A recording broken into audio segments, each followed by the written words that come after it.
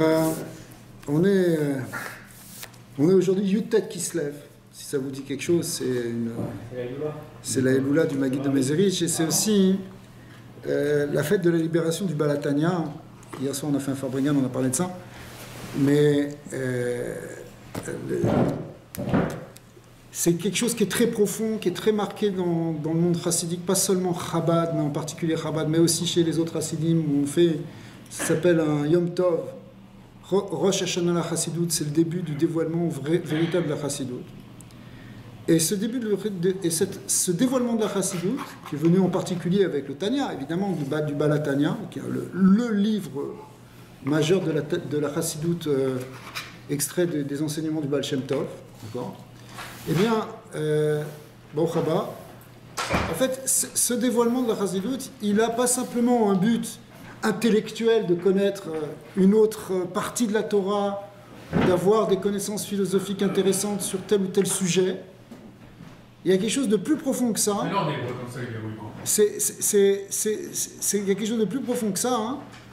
C'est d'arriver à amener une connaissance qui va permettre au Klal Israël d'arriver à la Géoula. Alors on va expliquer ça. Pour ça, hein, on peut regarder ce qui est marqué dans la paracha de cette semaine, parce qu'il n'y a pas de hasard non plus. Tout est Be'ashgacha, notamment tous les événements qui se passent sont toujours cachour toujours liés plus ou moins avec ce qui est marqué dans la paracha.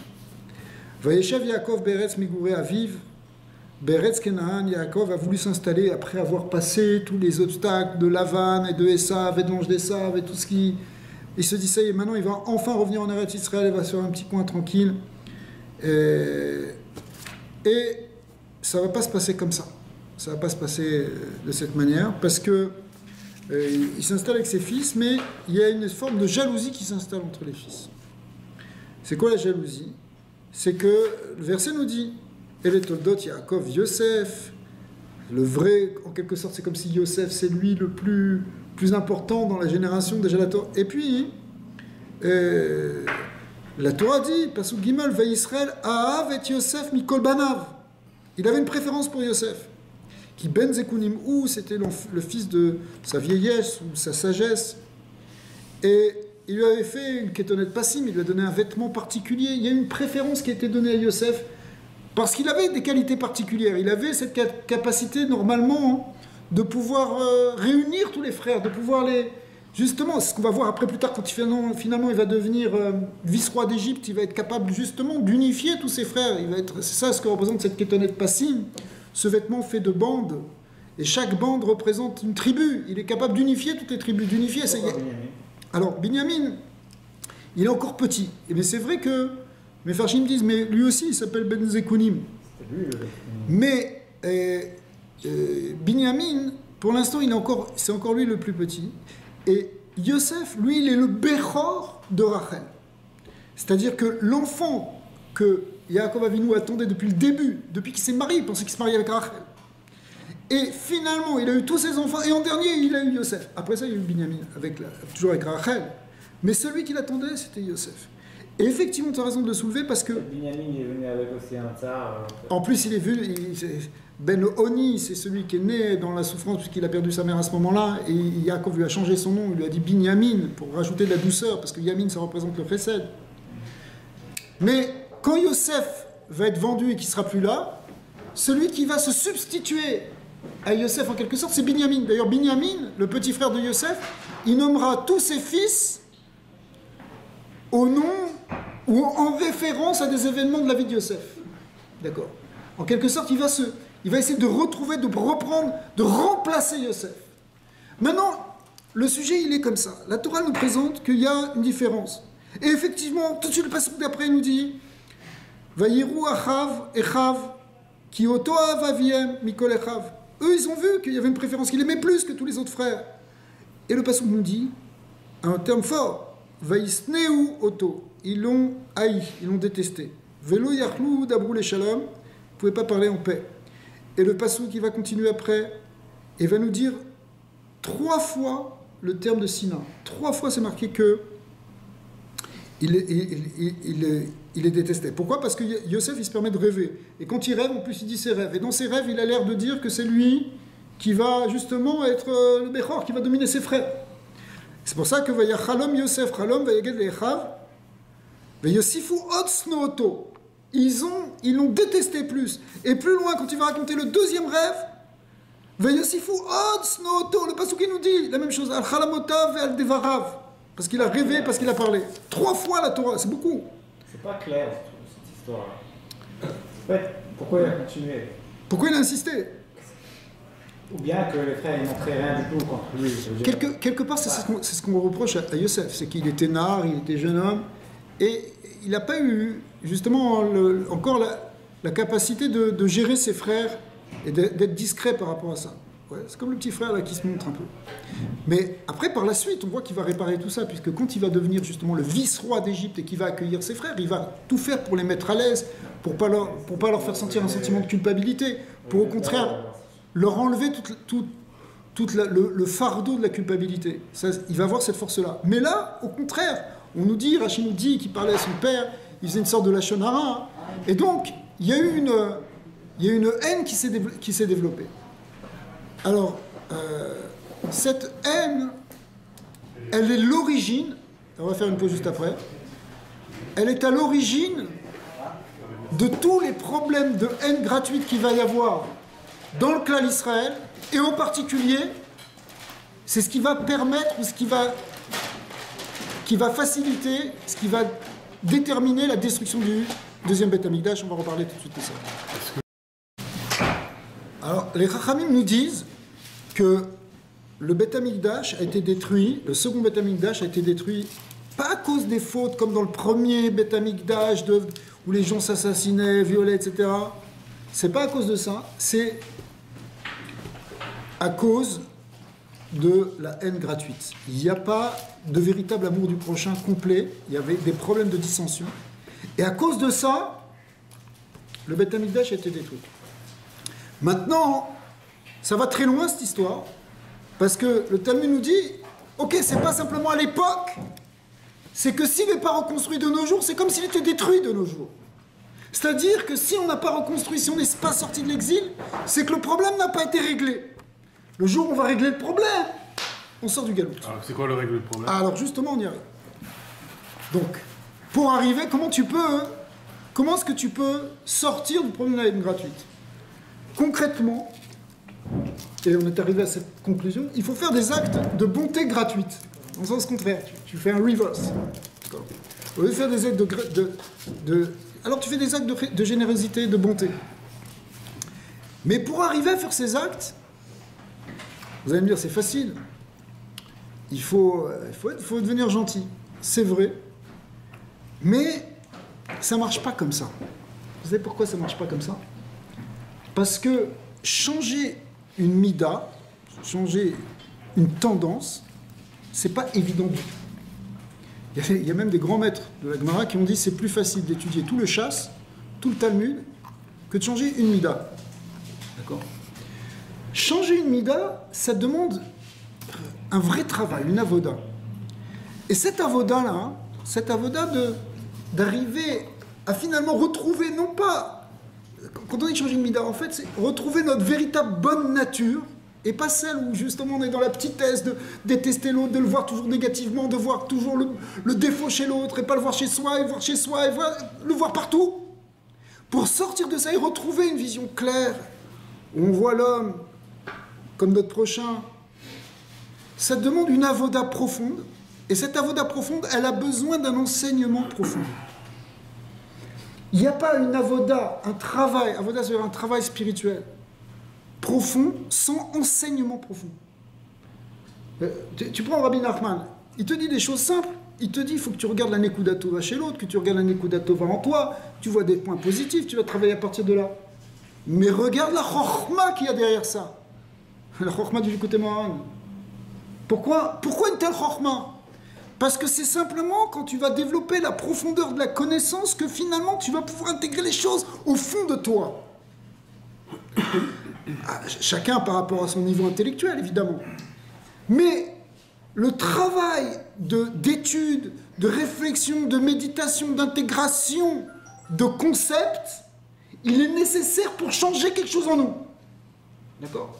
Tu ne peux pas changer quelque chose en toi tant que tu ne l'as pas intériorisé vraiment profondément. C'est que quand tu comprends quelque chose au fond de toi comme une évidence, que tu deviens différent. C'est-à-dire, qu'à beau de savoir par exemple que la haine gratuite, c'est pas bien. Mais tout d'un coup, tu vas faire un lachon hara, tout d'un coup, tu vas dire comme ça, tu vas juger celui-là, tu vas juger cette catégorie-là. Pourquoi? Tu sais que c'est pas bien, tu sais qu'il faut aimer le prochain, tu sais qu'il faut voir le bien. Sauf que, tu le sais, mais c'est pas descendu au fond de ton cœur. Le verset, il nous dit V'yadata ve'ashevota levavecha ki Hashem ou Elohim. Tu vas savoir et tu vas intégrer dans ton cœur l'unité de Dieu. Comprendre la Torah en profondeur. Il faut la comprendre en profondeur si tu veux que ça devienne quelque chose qui devienne partie de toi. Tant que tu ne l'as pas compris en profondeur, ça ne peut pas faire une partie de toi. Le 32e Pérec du Tanya, puisqu'on commence la lecture du Tanya aujourd'hui chez les Chabad et chez d'autres aussi, le 32e Pérec, il est central. 32, c'est Gematria. C'est quoi 32? C'est Gematria de quel mot? Lève. Lève, le cœur. Eh bien, le 32e Pérec, il explique le secret de l'amour du prochain. Ahavat Israël. Ahavat Rinam. Justement, ce qui va permettre de sortir de la haine gratuite. Et il explique la chose suivante. Si on veut vraiment arriver à l'amour du prochain, il faut qu'on arrête de vivre simplement au niveau de notre corps. Parce que si tu vis que au niveau de ton corps, qu'est-ce que tu vas faire, qu'est-ce que tu vas manger, qu'est-ce que tu vas faire, qu'est-ce que tu vas gagner, c'est très bien. Mais c'est toujours ton je qui est en premier, ton petit je. Parce que les corps, ils sont séparés. Donc, toi, tu t'occupes d'abord du tien. C'est logique. Et à la limite, même c'est une halakha. Chayecha kodem. Tu passes en premier pour toi. C'est vrai, tu passes en premier. Mais, quelque part, tu ne sors pas de toi-même, donc tu ne peux pas vraiment être ouvert à l'amour du prochain. Parce que toi et moi, c'est la même chose. Ah, mais pas au niveau du corps. Au niveau La neshama. de la neshama. Et si tu arrives à sortir de ta vision simplement physique, mais arriver à une vision spirituelle, quand on dit une vision spirituelle, ça ne veut pas dire attention, ça veut dire avoir une autre conception de l'existence, voir pas simplement le côté matériel de l'existence, mais aussi voir le côté spirituel chez les autres, voir la neshama de l'autre. Quand tu parles à quelqu'un, tu ne regardes pas son corps, tu regardes sa neshama, c'est-à-dire, si lui, il ne te plaît pas, si sa tête, elle ne te plaît pas, arrête, c'est parce que tu regardes l'extérieur. D'accord? Si lui, ce qu'il dit, ça ne te plaît pas, regarde d'abord son essence. Et plus tu vas arriver à l'essence de la personne, plus tu vas comprendre qu'en réalité, cette essence est la même que la tienne. Donc il n'y a aucune raison de détester, au contraire, tu vas l'aimer. Et c'est comme ça que tu vas réellement être Mekahem, le pasouk de Ve'afta l'erecha, kamocha, tu aimeras ton prochain comme toi-même. D'accord? Mais pour ça, il faut s'élever spirituellement. Et pas simplement s'élever spirituellement. Il faut intégrer cette spiritualité justement dans notre corps, justement dans notre être. Dans notre être incarné. Pour que... Alors c'est ça, le vrai but de l'enseignement de la Chassidut. Attends, 2 secondes. C'est ça, le vrai but de l'enseignement de la Chassidut. Le vrai but de l'enseignement de la Chassidut, c'est d'arriver à intégrer ton âme divine, c'est-à-dire justement ton âme, à l'incarner, pour que tu vives à ce niveau-là. Tu vives dans le monde matériel, avec un corps physique, et tu vas faire des choses physiquement. Mais ta neshama, elle est là. Et si elle est là, tu vis avec ta neshama. Et quand tu vis avec ta neshama, tu connectes avec les autres neshamot. Et là, tu vois qu'en réalité, il n'y a pas de séparation. Et que c'est la force qui unifie tous les êtres. C'est la force de la hava, de l'amour. Elle a la capacité de te faire descendre ça dans la Chazak. nature. Chazak. Mais c'est dit. Et d'ailleurs, le mot chassidut, il est basé sur quel mot? Chassid. Chassid qui est basé sur quel mot? Chesed. Chesed qui veut dire bonté, amour. C'est-à-dire que l'enseignement de la chassidut, il doit t'amener, parce que justement tu développes une spiritualité, en fin de compte, à finalement aimer ceux qui sont autour de toi, t'aimer toi-même aussi, parce que des fois on ne s'aime pas soi-même, et quand on ne s'aime pas soi-même, après on fait aussi souffrir les autres. Ça c'est connu. C'est pour ça que Rabbi Nachman il dit qu'il faut trouver aussi les bons côtés en soi. Tu ne peux pas aimer les autres si toi-même tu t'aimes pas. Tu t'aimes pas. Mais en même temps, hein, ce aimer-là, c'est pas simplement aimer sa petite vie et son petit ego. Ouais. Parce qu'à ce moment-là, tu restes égoïste et tu peux pas vraiment non plus aimer l'autre. Pour ça, il faut que tu trouves ton être véritable. Ouais. Et cet être véritable, tu vas le dévoiler avec la chassidut. C'est pour ça que, finalement, fondamentalement, la fête de Yud Tet Kislev, qu'on appelle le Rosh Hashanah Chassidut, puisque c'était le moment du début du dévoilement de la chassidut, c'est en même temps appelé un Chag HaGeoula, Pas simplement parce qu'il y a eu la Géoula pratit du Admour Hazaken, mais parce que, c'est ce que le Admour Hazaken a expliqué, c'était en fait le début du dévoilement, l'autorisation, la révélation de cette science qui s'appelle la Chassidout, qui est en fait, n'est pas dit séparée de la Torah, mais qui est en fait l'aspect le plus profond de la Torah, qui correspond au plus profond niveau de la Neshama, puisque le niveau de la Torah il correspond au niveau de la Neshama. On sait que le Pshat, ça correspond au Nefesh, le Remez, l'allusion, ça correspond au Rouar, le Drash, ça correspond à Neshama, le Sod, ça correspond à la Chaya, qui est déjà le 4e niveau de la Neshama, et la Chassidout qui s'appelle Raza des Razin, le secret du secret, c'est le Sod du Sod. Lui, il correspond au 5e niveau de la Neshama qui s'appelle la Yechida. Et ce 5e niveau de la Neshama, c'est la partie la plus profonde. Et c'est elle qui est Yechida, qui veut dire unique, qui fait qu'on la partage avec tous. Et c'est pour ça que si on dévoile cet aspect de la Neshama par cet enseignement, en étudiant cette Torah, en intégrant cette Torah, en vivant cette Torah, qui s'appelle la Torah de la Yechida, alors du coup, on dévoile cette Yechida en nous, le Yechida Shben Nefesh, et du coup, on peut arriver à dépasser la haine gratuite, réellement, par l'amour du prochain, sincère et complet. Donc, en fait, dans ce dévoilement de la Chassidout, est portée en germe la lumière au sens spirituel, la lumière de la Torah, qui permet de sortir de l'exil, de la cause de l'exil, puisque la cause de l'exil, c'est les problèmes de haine gratuite qui remontent depuis l'histoire de Yosef et ses frères. D'accord ? 3 fois on a vu qu'il les détestait à tel point qu'ils ont voulu tuer, après ils l'ont condamné, ils l'ont jeté dans un puits, etc. Après ils ont regretté. Et Yosef, il a eu la force de les pardonner, justement, de dépasser tout ça. Il nous a montré le chemin. Mais la cause, elle est depuis cet instant-là. Et en réalité, si on rentre même dans les plus hauts, dans Bereshit, elle remonte même à Caïn et Evel. Un frère qui a tué l'autre. D'accord ? Mais pour y arriver à sortir de ce déterminisme de la haine permanente, regardez, c'est partout dans le monde. Pourquoi il y a des guerres là-bas en Syrie? C'est des frères qui s'entretuent là-bas. Ils sont du même peuple. Et quand on parle de s'entretuer, qui se bombardent, qui se massacrent, qui s'envoient des armes chimiques sur leur population, sur leurs propres enfants, d'où ça vient, cette force de la haine? Et ça vient en fait d'une ignorance profonde de l'essence de l'homme, de ce qu'on est. Arrête de penser que tu n'es qu'un corps, qu'il faut défendre ta place physique contre la place de l'autre, prendre celui-là parce que lui il a plus que toi, et puis tu vas être jaloux de lui parce que lui il a un vêtement, l'autre il n'a pas de vêtement ici. D'accord? Arrête tout ça, bon rabat. Mais pour y arriver, il faut sortir de cette forme d'ignorance. Le problème, c'est un problème d'ignorance. C'est parce que on vit d'abord avec une vision fermée, une vision étroite, basée sur la réalité matérielle. Et sur cette réalité matérielle, on voit que la réalité corporelle, la réalité individuelle, on est centré sur nous. Et du coup, on ne peut pas atteindre le véritable amour du prochain. Donc l'enseignement profond de la Torah, l'enseignement profond de la Chassidout, qui vient t'éclairer sur ton essence, qui vient te faire intégrer que tu es une Neshama, que tu es un Nefesh Eloki, que tu as une dimension spirituelle et divine, qui vient te réaliser ça dans ce corps, bien sûr, mais ici, mais te réaliser cette dimension spirituelle et divine, elle te permet de la trouver chez l'autre et de régler le problème de la haine gratuite. Puisqu'à ce moment-là, tu comprends que l'autre, c'est une partie de toi-même. Si tu comprends que l'autre, c'est une partie de toi-même, parce qu'en fait, tu es une essence spirituelle qui est indivisible, qui est infinie, la Yechida, elle est infinie, d'accord? Alors tu la vois chez ton prochain, et donc du coup, tu n'as plus de séparation. Et tu n'as plus de haine, tu n'as plus à détester, puisque l'autre, c'est toi-même. Mais pour ça, il faut faire descendre cette partie de l'Neshama qui s'appelle la Yechida, et qui correspond à cet aspect-là de la Torah, qu'on appelle ici la Chassidout, le Raza des Razim. C'est ce que le Baal Shem Tov a commencé à dévoiler. Oui, mais chaque personne a des parties négatives et positives, non? Oui. Automatiquement, quand tu te connectes à quelqu'un d'autre, automatiquement, tu prends les deux. Alors, c'est pour ça que Rabbi Nachman, il vient, il te dit, toi, tu dois faire un effort de trouver le côté positif. Oui. Parce que le côté négatif, c'est une zone d'ombre. La haine contre lui, c'est à cause du côté négatif. Non, Razak. Mais, en fait, qu'est-ce que tu attends de l'autre? Qui reste dans sa négativité, lui dire, toi, t'es pourri, toi, t'es négatif, tu fais ça. Non. En fait, ce que tu voudrais, c'est qu'il fasse tchouva.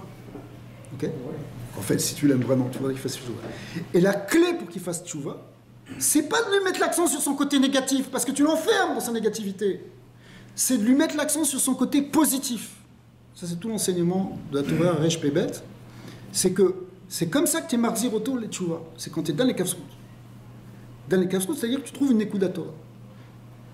Si tu veux lui permettre de sortir de sa zone d'ombre et de sa négativité, et en fin de compte, si tu l'aimes vraiment, c'est ça que tu cherches. D'accord ? Mais si tu l'aimes pas vraiment, et qu'au contraire, il y a une forme de haine qui se développe, alors tu vas en rajouter. Tu vas dire, ouais, il est comme ça, et au contraire, tu vas grossir son côté négatif. C'est ça tout le Lachon Hara. Tu grossis un point négatif. Dans le Lachon Hara, ça peut être quelque chose de vrai. Mais le problème, c'est que tu en parles. Tu en parles, ça veut dire tu donnes une réalité beaucoup plus grande. Et plus que ça, tu l'amplifies. Et après, il y a d'autres gens qui en parlent. Ça peut aller même très loin. Mais ne parle pas du côté négatif. Ou alors, dans certaines situations où tu peux, en parlant, essayer de l'arranger, ce qu'on appelle la tochacha, ça peut exister aussi. Mais en général, il faut manier ça avec beaucoup de finesse. Mais dans ton regard, ça doit être en mettant l'accent sur les aspects positifs. Quand on a une interaction avec un individu, qu'on essaie de faire ce travail, c'est-à-dire, mais on voit une réaction qui n'est... La personne, elle ne change pas qui est devant toi. Quelle est l'approche à avoir? Est-ce que vous suggérez de prendre un recul et mettre comme une barrière pour que cette personne, comme tu... Je veux rien à faire avec toi, je t'aime comme tu es, mais comme laisse-moi tranquille, où il faut quand même activement aller, essayer de travailler, parce que ça nous arrive tous d'avoir des contacts avec de la famille ou des amis qui suivent pas. C'est trop lourd.